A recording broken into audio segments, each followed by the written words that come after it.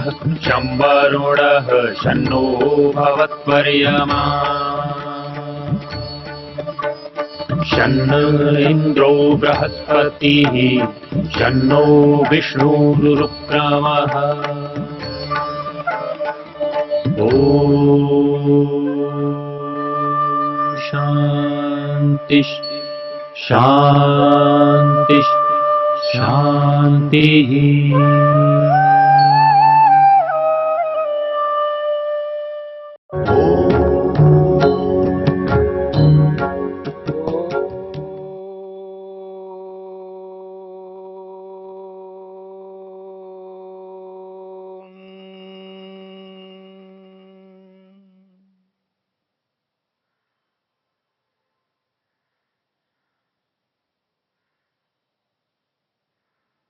मन की वृत्ति,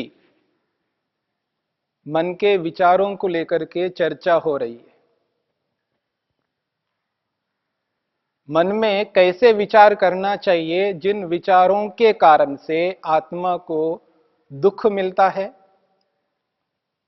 या सुख मिलता है। आत्मा सुख चाहता है, दुख नहीं चाहता है, ये सभी जानते हैं। परंतु मन में ऐसे ऐसे विचारों को उत्पन्न कर लेते हैं जिससे पूरा मन परेशान रहता है, उद्विग्न रहता है, दुखी रहता है। दो प्रकार की वृत्तियों को लेकर के हमने विचार किया। एक वृत्ति है क्लिष्ट, जिससे व्यक्ति को दुख ही मिलेगा, और दूसरा ऐसा विचार है जिन विचारों को करने से आत्मा को सुख मिलता है, उस विचार को कहते हैं अक्लिष्ट। तो क्लिष्ट वृत्ति और अक्लिष्ट वृत्ति, इन दोनों वृत्तियों के बीच में आत्मा कभी दुख कभी सुख, कभी दुख कभी सुख भोगता रहता है। मन कभी इस ओर कभी इस ओर, यानी कभी क्लिष्ट की ओर प्रवृत्त होता है तो कभी अक्लिष्ट की ओर प्रवृत्त होता है। यानी कभी अच्छे विचारों को उत्पन्न करने लगता है तो कभी बुरे विचारों को उत्पन्न करने लगता है। पर यह निरंतर ये श्रृंखला मन के अंदर चलती रहेगी। परंतु साधक व्यक्ति, योगाभ्यासी व्यक्ति, विवेकी व्यक्ति क्लिष्ट वृत्तियों से दूर भागना चाहता है, क्लिष्ट वृत्तियों को उत्पन्न नहीं करना चाहता है, दुखदायी वृत्तियों से बचने की चेष्टा करता है। तो कैसे करता है? मनुष्य को शोक से जितना दुख होता है, शोक, उतना दुख और किसी से नहीं हो सकता। व्यक्ति शोकग्रस्त रहता है, शोक में डूबा रहता है, सुबह उठने से लेकर के रात्रि में सोने तक। यह एहसास नहीं कर पाता है कि मैं शोक में डूबा हुआ हूं। निरंतर दुख उसको मिलता रहता है, शोकग्रस्त होता है। मन में ऐसा विचार उत्पन्न करना होगा जिससे शोक उत्पन्न ना हो। शोक को उत्पन्न न करने वाले विचारों को अक्लिष्ट वृत्ति कहते हैं। उसके लिए कहा है ख्याति विषया वृत्ति ही। महर्षि वेदव्यास कहते हैं ख्याति विषया।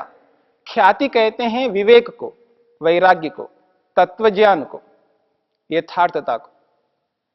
ऐसे विचार, जिन विचारों के कारण से मन में ख्याति उत्पन्न होती है, यानी विवेक उत्पन्न होता है, वैराग्य उत्पन्न होता है, ऐसे क्या विचार हो सकते हैं जिन विचारों को करने से शोक ही उत्पन्न ना हो और ख्याति उत्पन्न हो जाए और आत्मा को विवेक हो जाए, वैराग्य हो जाए और दुखों से वो बचे। हम सब जानते हैं, हम सब जानते हैं, लेकिन उसको स्वीकार नहीं कर पाते। क्या? जो वस्तु उत्पन्न होती है वो नष्ट होती है। शब्दों से इस सिद्धांत को, इस सार्वभौम सिद्धांत को, जो सर्वकालिक है, कभी इसमें विकल्प नहीं हो सकता। पर हम इस बात को आत्मा से स्वीकार नहीं कर पाते। इसलिए महर्षि वेदव्यास ने गीता के माध्यम से बहुत अच्छी बात कही, जातस्य जातस्य ही ध्रुवो मृत्यु। अगर उत्पन्न हुआ है ध्रुवो मृत्यु, यह निश्चित है मृत्यु होगी, चाहे वो शरीर की हो, चाहे वो कोई भी और शरीर से भिन्न पदार्थ हो। जातस्य ही ध्रुवो मृत्यु, उत्पन्न हुआ है तो मृत्यु निश्चित है। कोई भी वस्तु उत्पन्न हुई है नष्ट अवश्य होगी, इसमें विकल्प नहीं है। पर इस सिद्धांत को व्यवहार में हम स्वीकार नहीं करते, इसलिए शोक करते हैं। पैसा डूब गया, मान लीजिए जल गए, रुपये नोट जो है किसी कारण से जल गए, फिर देखना शोक। किसी की जमीन जो है छीन ली गई, फिर देखिए शोक। शरीर में कुछ भी हो जाए, बड़ा रोग हो या टूट फूट हो, कुछ भी हो जाए, फिर देखिए शोक। यानी कहां शोक नहीं करते हम लोग। मां को लेकर के, पिता को लेकर के, पति को लेकर के, पत्नी को लेकर के, भाई को लेकर के, बहन को लेकर के, शिष्य को लेकर के, गुरु को लेकर के, आश्रम को लेकर के, मठ को लेकर के, किसको लेकर के शोक नहीं करते? शोक तो करते ही रहते। सिद्धांत है, शब्दों से स्वीकार करते हैं, पर शोक करते रहते हैं।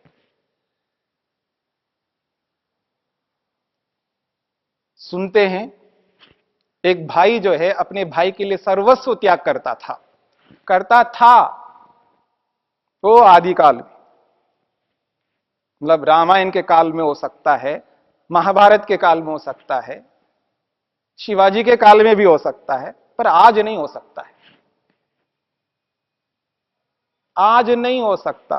सर्वस्व तो बहुत दूर की बात है, इतनी जमीन, इतनी जितना बैठने में मेरे को स्थान है ना, इतनी जमीन भी अगर एक भाई अधिक ले रहा हो, फिर देखना क्या होगा, कितना शोक उत्पन्न होगा।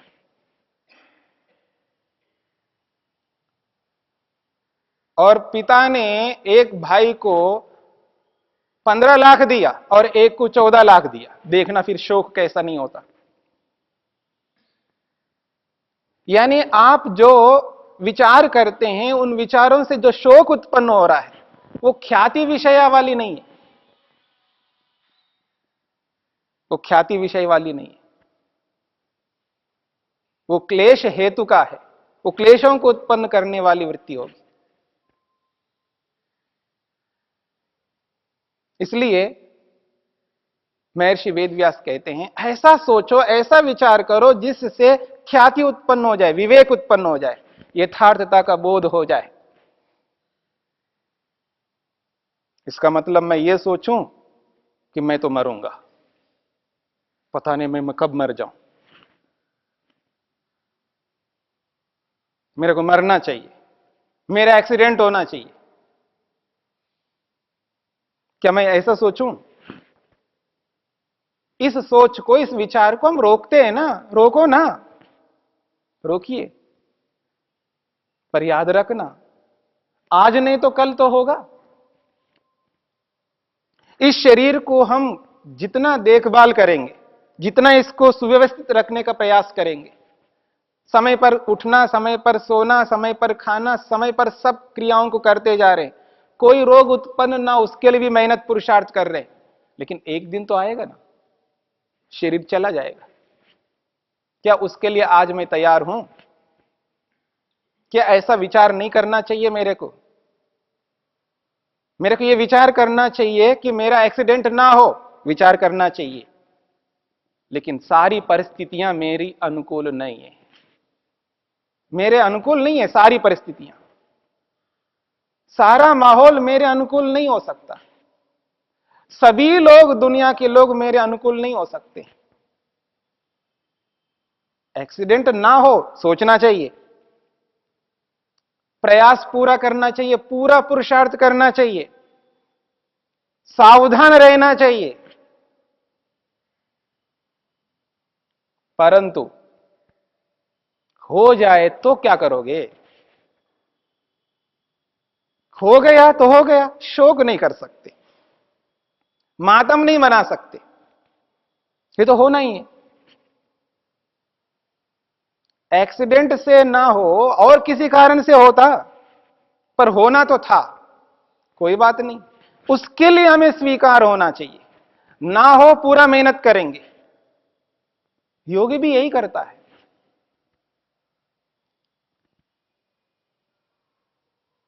योगी भी ये करता है कि मेरे शरीर में कोई रोग उत्पन्न ना हो, वो हमसे ज्यादा सोचेगा। मेरा एक्सीडेंट ना हो, हमसे ज्यादा वो मेहनत पुरुषार्थ कर सकता है, पर शोक नहीं करता वो। ऐसा विचार मन में उत्पन्न होना है जिससे मन के अंदर शोक उत्पन्न ना हो, और जिस विचार में शोक नहीं है वही विचार ख्याति विषय वाला विचार होगा। वही विचार, वही वृत्ति अक्लिष्ट वृत्ति होगी, और उस अक्लिष्ट वृत्ति से ही व्यक्ति मुक्ति की ओर बढ़ सकता है, समाधि की ओर बढ़ सकता है, आत्म साक्षात्कार की ओर बढ़ सकता है। परमात्मा का साक्षात्कार वो व्यक्ति कर सकता है जिसके विचार में शोक उत्पन्न नहीं होता। हमें निरंतर मेहनत करना है, पुरुषार्थ करना है, सावधान रहना है। जिस घर में मैं रहता हूं उस घर में मैं ऐसा रहूंगा जिससे ये घर कल मेरे को नहीं मिल सकता है। कोई उस घर को छीन भी सकता है, कल को घर टूट सकता है, कुछ भी हो सकता है घर में। पर इसका मतलब यह नहीं है कि मैं लापरवाह करके रहूं, प्रमादी बन करके रहूं, उस घर का देखभाल ना करूं, उसको व्यवस्थित रखते हुए, उसको अच्छे ढंग से मेंटेन करते हुए भी अगर फिर भी कोई हो जाए घर के अंदर, मैं शोक नहीं करूंगा। हो गए तो हो गए, कोई बात नहीं, अब क्या कर सकता हूं मैं? अब यही कर सकता हूं, उसका मरम्मत कर सकता हूं, अथवा नया बना सकता हूं। भगवान ने बुद्धि दी है, ज्ञान इतना अच्छा दिया है, इतना सामर्थ्य दिया है, उसका उपयोग करूंगा, फिर आगे बढ़ूंगा। पर शोक क्यों करूंगा? भाई ने मकान अधिक ले लिया, ले लिया, ले लिया। अगर उससे लेने के लिए आप न्यायपूर्वक भी मेहनत करेंगे तो भी शोक उत्पन्न होगा आपके मन में। अब शोक से नहीं बच सकते। थोड़ा सा ज्यादा ले भी लिया और मानता नहीं है, वो ढीठ है, उसके बस की बात चले तो वो सारा अड़प सकता है, लेकिन अब सारा अड़पा नहीं है, थोड़ा सा ही लिया, कोई बात नहीं।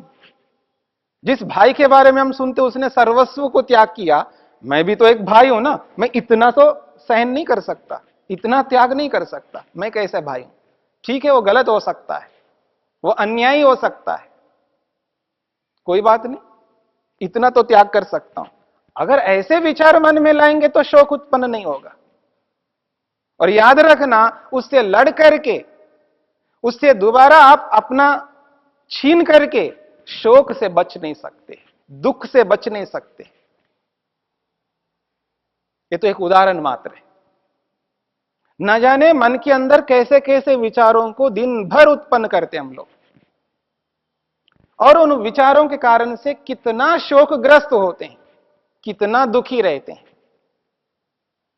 इस सारे दुख से बचने का एकमात्र उपाय है यथार्थता को स्वीकार करना। जातस्य ही ध्रुवो मृत्यु, ध्रुवम जन्म मृतस्य च, ध्रुवम जन्म मृतस्य च। यदि गया है हमारे हाथ से, जरूर कभी ना कभी मिलेगा। अगर मेरे हाथ से निकल गया तो अवश्य मिलेगा कभी ना कभी। शरीर भी क्यों ना गया हो, शरीर भी क्यों ना चला गया हो, लेकिन अवश्य मिलेगा। ध्रुवम जन्म मृतस्य च, ये निश्चित बात है। अगर मृत्यु हुई है, कोई चीज कोई भी वस्तु नष्ट हो गई है, ध्रुवम जन्म, उसका जन्म दोबारा होगा। उस वस्तु का जन्म दोबारा अवश्य होगा, क्योंकि भगवान ने ऐसी बुद्धि दी है, ऐसा सामर्थ्य दिया है, ऐसे साधनों को दिए हैं। उन साधनों को, उस बुद्धि का प्रयोग करके हम दोबारा उस वस्तु को उत्पन्न कर सकते हैं, दोबारा प्राप्त कर सकते हैं। इसमें अगर हमने बुद्धि लगाई, इस विषय में इस तरह सोचा, तो शोक उत्पन्न नहीं हो सकता। ये तो वस्तुओं के नष्ट होने और न होने की बात है। वस्तुओं के अतिरिक्त जो आपस का व्यवहार होता है, भाई भाई का व्यवहार, भाई बहन का व्यवहार, पति पत्नी का व्यवहार, सास ससुर का व्यवहार, या सास बहू का व्यवहार, या पड़ोसी के साथ व्यवहार, ये जो व्यवहार में जो बातें चल रही होती है, जिस तरह का व्यवहार चल रहा होता है, उस व्यवहार से और अधिक शोक उत्पन्न कर लेता व्यक्ति। ये तो ऐसा होना ही है। हम कितना ही प्रयास करेंगे, हम कितने ही अच्छे बन करके रहेंगे, लेकिन उस स्थिति में, उस अच्छी स्थिति में भी ऐसे लोग अवश्य होते हैं। हम दुनिया भर के लोगों को अपने अनुकूल कभी नहीं बना सकते, कभी नहीं बना सकते, असंभव है। क्यों? क्या परमेश्वर कभी किसी की हानि करता है? मैं कर सकता हूं, क्योंकि मैं मनुष्य हूं, अल्पज्ञ हूं। किसी कारण से मैं किसी के प्रति गलत व्यवहार कर सकता हूं, क्योंकि मनुष्य हूं, पर परमेश्वर तो नहीं कर सकता। लेकिन आज भी परमेश्वर के अनुकूल सभी लोग नहीं हैं। जो सर्वाधिक उपकार करने वाले परमेश्वर के प्रति भी सभी लोग अनुकूल नहीं है, तो मेरे अनुकूल सारे लोग हो जाएं, ये कैसे संभव है? इसलिए मन के अंदर जो विचार हमें उत्पन्न करना है, वो ऐसे विचारों को उत्पन्न करना है जिससे वो ख्याति विषय वाली वृत्ति बने, यानी विवेक विषय वाला व्यवहार विचार बने, वैराग्य को उत्पन्न करने वाला विचार बने, समाधि तक पहुंचाने वाला विचार उत्पन्न हो, आत्म साक्षात्कार तक पहुंचाने वाला विचार मन के अंदर उत्पन्न हो, जिससे व्यक्ति आध्यात्मिक मार्ग में सरलता से, बिना शोक के, बिना उद्विग्न हुए, शांत मन से अपने मार्ग को ढंग से तय कर सकता है। यही स्थिति ख्याति विषय वाली वृत्ति की है, अक्लिष्ट वृत्ति है।